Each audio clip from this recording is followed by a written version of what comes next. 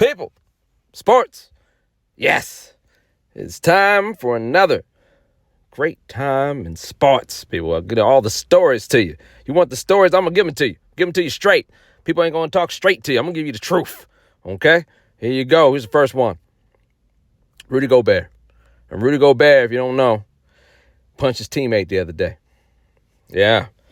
Yeah, I don't remember what the teammate's name was. Don't matter. It's about Rudy Gobert. A lot of people have been coming down hard on Rudy for punching his own teammate. Okay? And look, Rudy Gobert, he's kind of a dope. I'll give you that. He's pretty much responsible for COVID all throughout the NBA, possibly COVID just in general. I don't know. He went from a contender in the NBA and allowed himself to be traded to a crappy team. And now he's punching his own teammate. You know?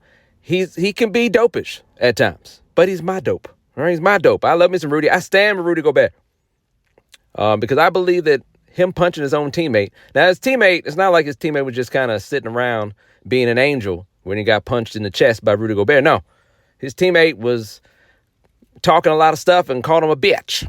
Okay, now we don't know what led up to that because I don't believe it's just, again, his teammate being an innocent angel and then just out of nowhere others calls Rudy Gobert a bitch and then gets punched in the chest. No, there was something brewing. There was something brewing for a while. There had to have been. Okay, this is how people work.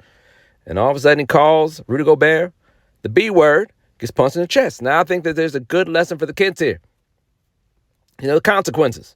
Unlike LeBron James.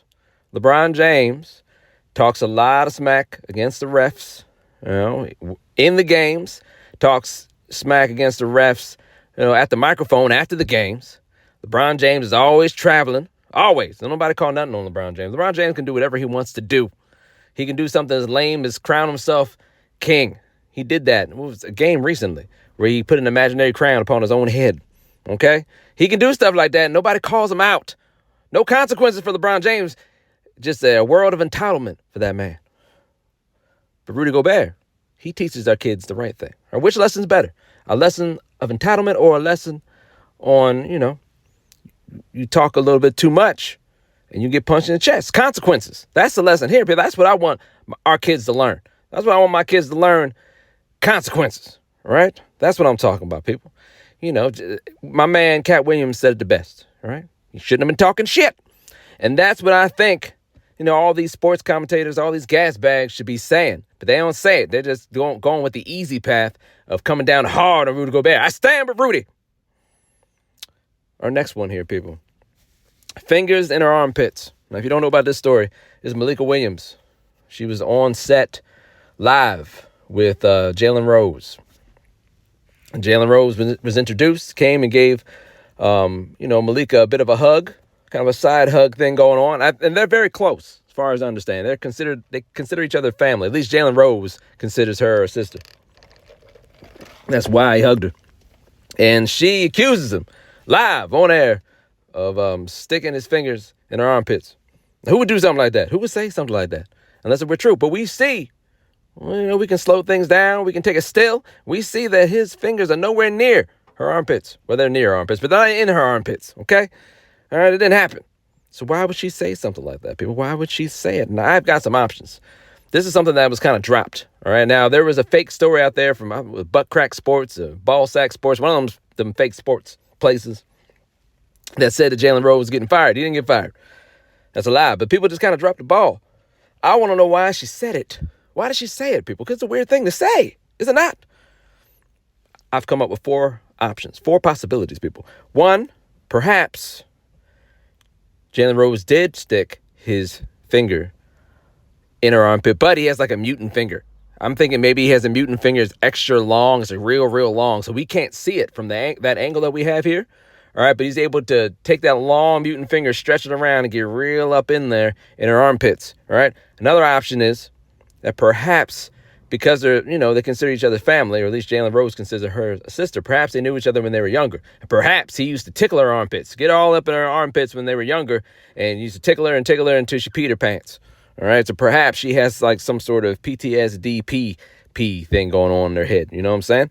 Another option here, another possibility, ghost finger. Perhaps there's a ghost on the set and just the ghost is sticking his finger up in women's armpits. I imagine it'd be a male ghost. I don't imagine a female ghost going around sticking her ghostly finger up in, other women armpits. I imagine it'd be a male ghost. All right, but maybe perhaps it's ghost finger going on. And then lastly, Malik Williams could also just be crazy.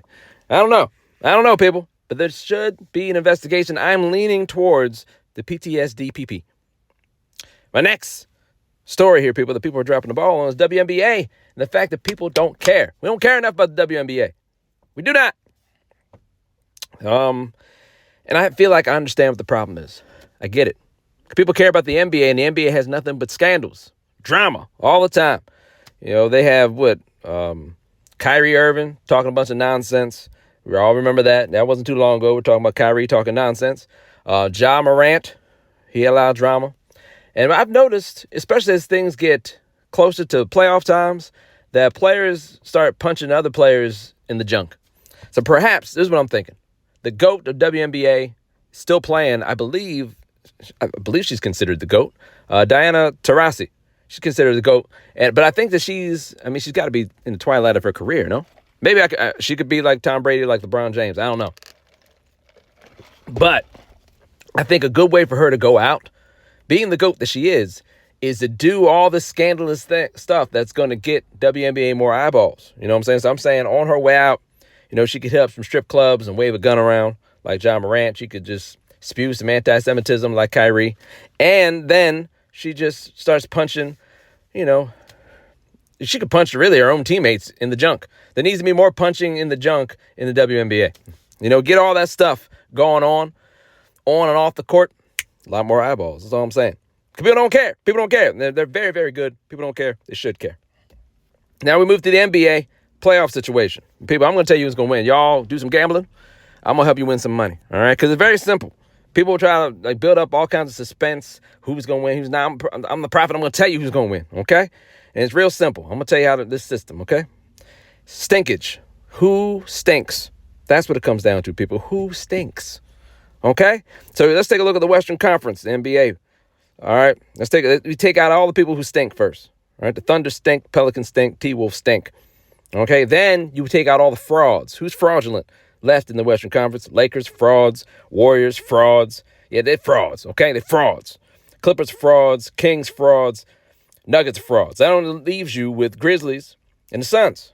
Then the test is bad juju. Who's got bad juju? Ja Morant and them, waving around guns in strip clubs. That's bad juju. So the Suns are going to the conference.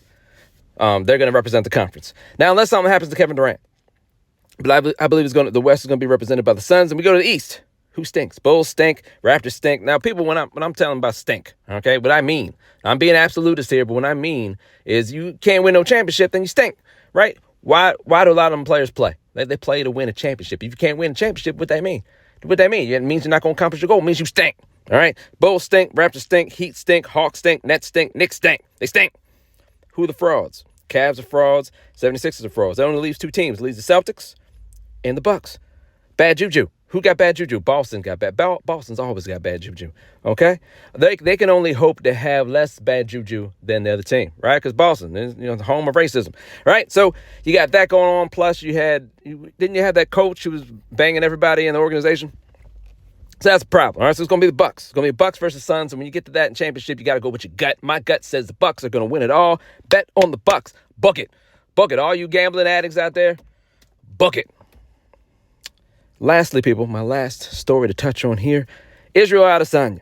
Oh, yes. He knocked out his last fighter, Pereira, knocked him out, shot some imaginary arrows at him, and then he mocked his kid because his daddy was on the ground and we didn't know what was going to happen to him. Daddy might have never have gotten up, but he thought it was a good idea to mock the kid. Now, there's some backstory on this is that kid, I think when the kid was like 5 years old in another fight, where Israel got knocked out, that kid, only 5 years old, mocked Israel.